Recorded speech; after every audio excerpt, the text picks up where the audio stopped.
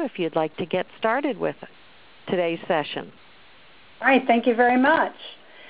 What we wanted to do today was focus on initially market intelligence. And why is this important, and how do you gather market intelligence? So initially, many times when you're working in the federal government world, a lot of times you will get opportunities that come your way. Some of them you'll have lots of time to gather intelligence on. You might have a year, maybe 2 would be even better. And then many times you've got a couple of weeks because the government is trying to get requirements out the door and doesn't have a lot of time to give industry days or one-on-ones. And so how do you do it when you are literally in a very constricted time frame?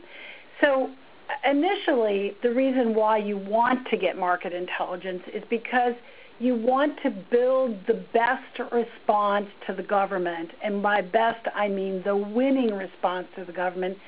So you increase your chances or your win probability, because in any company, you have limited dollars to spend on bid and proposal. So where do you start? Where do you go for market research? How do you convert that research into intelligence? And then how do you convert that intelligence to pipeline activity? That's what we're going to focus on today.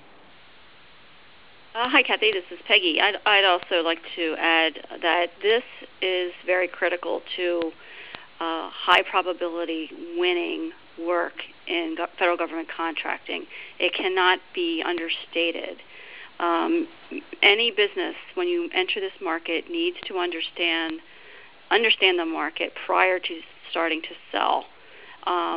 Leveraging some of the information we have stated on our previous webinars, know your customer, their mission, their needs, what they're buying, and their budgets. And we're going to go into a little bit of that in the next few slides. Okay. So why is gathering market intelligence so important? With the limited dollars that you do have, especially in small companies versus large companies, you can't bid on everything. You cannot bid on every opportunity that comes across your desk. So you have to make a decision on what you're going to go after, and you have to defend that decision that it's not wired. And what I mean by wired is that the government hasn't already pre-selected who they want, and they're just getting you as the second or the third bidder because they're required to do that. So you need that information to defend going forward with this bid, and spending, frankly, the time and the energy, because many of these opportunities, if they take a very long time, even over years, and we see that a lot today because the government isn't ready, the contract shop doesn't have the time, and they spend a lot of time extending the RFP date, when it's going to come down, and extending the contract if there's an incumbent so that they can meet that RFP date. The other thing that's important, why you need to get this intelligence, is are you going to prime, are you going to sub? Are you going to lead this opportunity, or are you going to be a partner with somebody else? And frankly, that depends on many things. That depends on whether it's on a contract vehicle you can't prime on. It depends on whether the program manager in the government feels that you're the right partner to prime it. It depends on whether they put it in a set-aside program for small business. So even though you really do have all the qualifications to bid it, you're not allowed to because you have to be a hub zone or an A-Day or a service-disabled veteran small business. And then pulling together your partners and your key employees, understanding who currently is in with this customer that would be a good partner that would help you understand where they're going, especially if the customer is not allowing you to meet with them one-on-one. And many times there are leaders or key personnel slots that you don't have in your company, and you really need to start looking for those people, either with the incumbent, if there's an incumbent, with a former government program employee, etc. Then you also need to develop what you think the concept of operations is going to be. You really need to make sure that all the pieces of this opportunity you understand, and you can validate that not only with maybe something if there was a draft RFP or there's an RFI, but you can validate with that with the customer to fill any technology or partner gaps that your company as a prime, if you decide to prime, or if you decide to partner with somebody else, that you can point out to the prime that this is something that this opportunity is going to include, and I'm the perfect match for that. Win themes and discriminators for the proposal. What makes you unique? Dozens and dozens of companies can bid these. Why are they going to choose you over somebody else? If it's not just meet the technical grade, but also be above that, what innovative things are you going to propose beyond the proposal to discriminate you in that way? To make sure that when you get to writing the proposal, all of your proposal writers and reviewers are writing to the same message. And then any issues that need to be overcome. A lot of times you try to sell your technologies or solutions, but which ones are you going to sell and how are you going to sell them? You really want to tell the story how what you've done in the past has helped other organizations overcome the same issues, and that you can help them through this partnership and this opportunity. But unless you know what those issues are, you could be focused in the wrong areas. Thanks, Kathy. I'd also like to state that everything you just said, it's critical to have that done months prior to the RFP.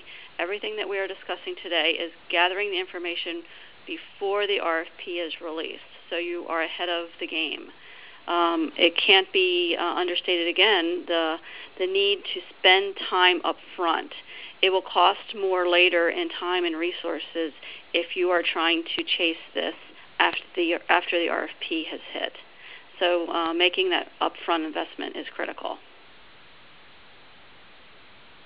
So a couple of more points on why gathering market intelligence is so important.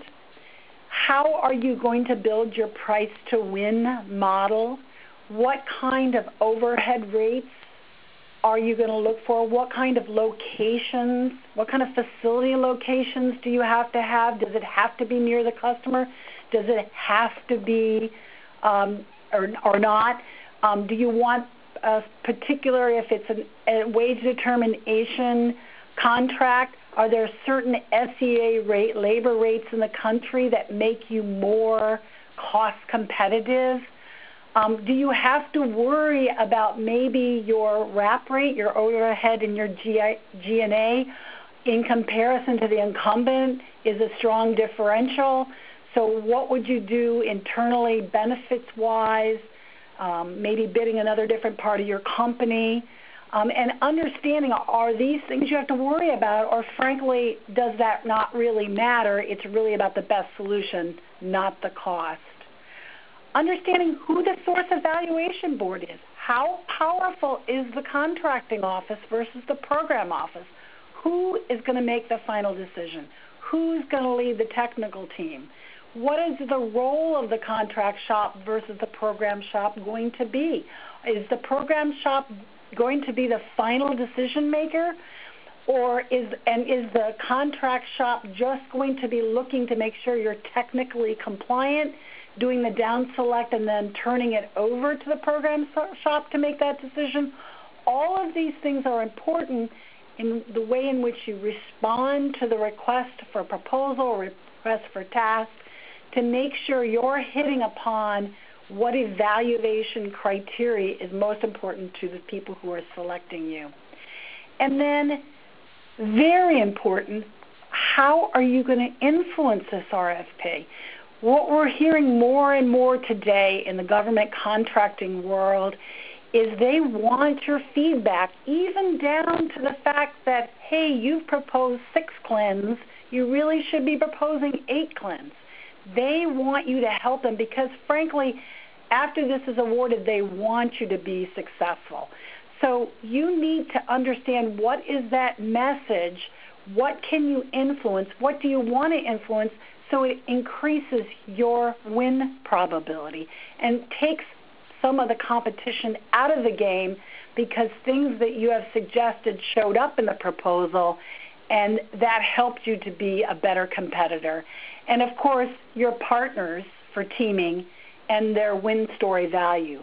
Understanding why is XYZ company a better partner than another one based upon what you're learning that the customer would value more. Yeah, that's great, Kathy. I'd also, this really helps any business by going through this type of diagnostic at looking at those 10 different points will help you in differentiating your proposal response. You really do want to look better and different than anyone else out there. This will really catch the evaluator's attention and really answer the question, why should we select your business over the others? So where do you go for this market research? I mean, where is it, and how do I get to it? I'd really like to emphasize that October, November, and mid-December is the best time. So we're really entering in the best time to do research. You really want to pull your strategies together so that when things get to a very tactical time, which is usually in the third and fourth quarter of the fiscal year, you are prepared. So moving into the season here of the first quarter of a fiscal year is really the best time. I would also state that the government itself is the best source for data, which you would then use for information and intelligence. You really want to dig into the federal government budgets and going down into as much detail as you can to determine where the numbers, where the dollars are going, where incumbents are, where there's vulnerabilities. With this new congressional actions with all of the budgets, you really do also want to look closely and stay on top of what's going on in Congress. It's just critical right now. The government also issues a lot of things considered pre-market where they are asking for your feedback. And you'll see that also in Federal Register where they're asking for public comment. Many times that's how you can get in front of the opportunity when they're asking for comment. And we will get into how to then produce that into white papers and marketing collateral. But you really want to stay on top of the Federal Register for that intelligence gathering. The Government Accounting Office and the Inspector General reports. When the government has problems or when there's issues, that usually means they're looking for solutions to help them resolve these problems, and that typically does turn into opportunities for federal government contractors. So again, staying on top of what the government is saying their problems are, there may be some new opportunities coming out of those reports. Customer briefings. Sometimes the best intelligence comes from when you are debriefed from, say, perhaps a winning proposal or a losing proposal. You can often get a lot of information from what the customer thinks was good or not so good from previous proposals. So again, going straight to your customers or your potential customers and asking them. Congressional testimony, again, a lot of times that is tied into the Government Accounting and Inspector General reports, because that's usually when you have a congressional testimony, it's not always a good thing, but government needs to fix problems, and it is usually done, again, with federal government contracts. Another area that a lot of contractors use is the market research databases, and these are usually commercial. There are, I guess, a few free sources out there, but you usually need a subscription for these databases. And there's the great thing about the databases include not only a one-stop place to get government information, but they're also do some of their own analysis and provide additional insights. So you may want to consider that. Webinars and conferences, really getting that kind of information. I do it weekly, just trying to stay on top of all of the change that's going on. So a lot of interaction, both virtually as well as face-to-face. You really just need to be out in the market to get this information. And lastly on this slide is former agency consultants. Kathy and I work across a network of a lot of folks that are doing business development and marketing in the government, and there are a lot of former government officials that are supporting clients, and you want to make them part of your network as well. They can provide a lot of great insights that you just don't get if you haven't been within the government itself. So the last point on this slide I'd like to make is you really want to get as close to government sources as possible. You do want to validate that information, but you can also be misled through a lot of speculation, and you should really try to stay away from those type of sources. Kathy, anything to add? Yes. Some of the other things that you can think about as well is understanding, before we talked about understanding who the source evaluation board, who's going to be evaluating you, finding out what they're talking about, what their passion is about. Are they speaking out about a lot about social media, or are they speaking about mobile applications? So understanding the folks that are involved in this bid, what their passion is about. Attending not only industry days and events surrounding this opportunity, but anywhere your customer is out there and engaging with them. It also helps you to very quickly at those industry days and any program surrounding that customer in one room meet a lot of partners that are servicing that customer today.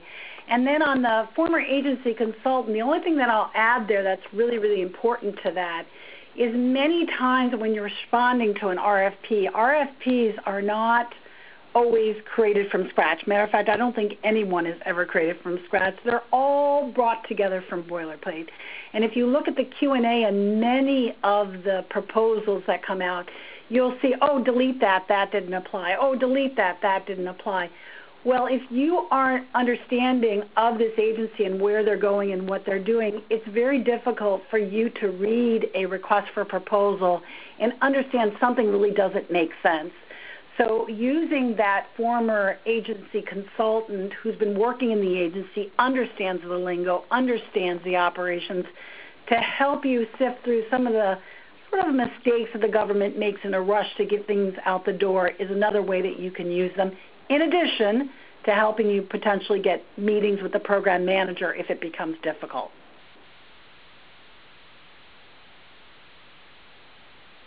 So, again, where do you go for this research? On our previous webinars, we have stated over and over, it's really you need to develop relationships, and people buy from people. So where do you go for that if you can't necessarily get in to see the customer directly to ask those questions? Well, a great source of information prior to going in and doing your research there is, go to the media, both your traditional press, find out what has been recently in the press about that program. Everything's being archived these days, so if it's not something that happened today or yesterday, you could probably find out in the past few months what has been said, what are the hot topics there. And increasingly, social media is a form that many people who are doing business development are using. I mean, not only to develop virtual relationships, but also to do their research. And some of the greatest tools, of course, is Google, and LinkedIn is primarily used in the business community. So you really do want to Google whatever you can about the person or the program or the budget or anything that has happened in that particular area. And then LinkedIn, not only the individuals involved or say potentially the incumbent, but also what is very powerful about LinkedIn is the groups. So I encourage you to join as many groups as possible that are in your subject matter area or within your social network. There's a lot of exchange of information. You can really stay on top of what the hot topics are at any given time through that. And I do encourage those that necessarily shy away from social media to kind of get out of your comfort zone and start to do the interacting, because the more you can contribute, the more you're going to get out of that form of resource there. And again, the OSDBU offices, the Office of Small Disadvantaged Business offices, those are a great source of information.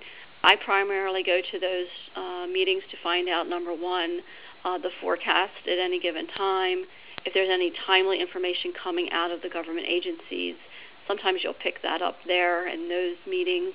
But you're also going to find out who else is potentially going after the same work. Or it could be not only from a competitor's perspective, but also a partnering perspective. Many large businesses do come to do networking with small businesses because they are looking for specific expertise. So that is a very valuable resource to attend those meetings. They are usually sold out very quickly, and I do encourage you to try to stay on top of when those meetings occur. And the FOIA request, Freedom of Information Act, you will also see this information published on those databases, the purchase databases. But that's additional information. You can really find out what, if there was a problem with a program or, say, an incumbent, that kind of information is usually released by the government through Freedom of Information Act requests. And I think we've already really discussed the former agency consultants, but again, they have been a great resource to me and Kathy and others that have been successful in this area. Kathy, anything else to add there?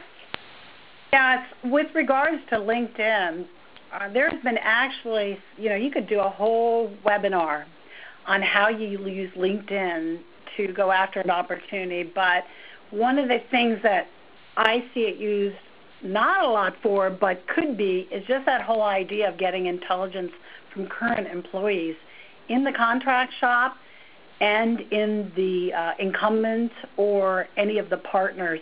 Linking in with some of these folks, who are in the middle of this program, calling them up and interviewing them for jobs, legitimate jobs that you have. What you'll find is many of the program people who aren't in the business development organization, when they interview, they're trying to put their best foot forward, and they tell you all sorts of great intel about what's going on with the program that they're currently involved with.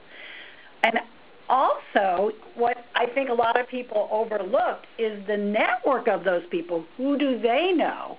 Because there you have it, is practically the whole team that's engaged in the program. In addition to that, don't be uncomfortable about linking in with people you don't know. Link in with a lot of these former government folks. They actually are open to that. They don't even need to know you. And LinkedIn is not just who you know. LinkedIn is who you want to know. So focusing on that. As far as the OSDBU offices for each of the federal government agencies, you need to be very careful of what you expect out of them. I don't think I've ever met one who is there to help you. What their job is to do is help get those agencies' goals of small business to where they need to be. So when you go and you meet with an OSDBU, what you need to say to them first is, what is their role? What are they trying to achieve? Not what they can do for you, and how you can help them. So don't go in there not knowing what their hub zone percentage is for the organization. You can go to SBA.gov and you can get the past years, how they're meeting their women-owned, how they're meeting their small. So if you're a small business, it's very important for you to know that. If you're a large business, it's very important to know what they care about, where they're running or having a hard time finding in partners, so that if you have a choice on what kind of partner you can bring on board and you're having a hard time finding them, they might be able to help you there. On the FOIA part, many of these agencies are way behind on FOIA. Some of the FOIA requests are 4 years behind in some of these agencies. But it's important if you can get that information to get it, because you're guaranteed your competition is requesting things like the contract award for the incumbent, or modifications, or reports that were done by consultants that are driving the strategy for the opportunity. And I'm funny that we put the former agency consultants on here. I think it's psychological, because I think so many organizations overlook these folks.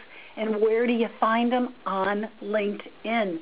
The former CIOs, everybody who is in government, when they come outside, if they decide not to go back into a company, becomes a consultant, you should be tracking these people as they leave the organization you want to build a relationship with, and engaging them as soon as you can, because if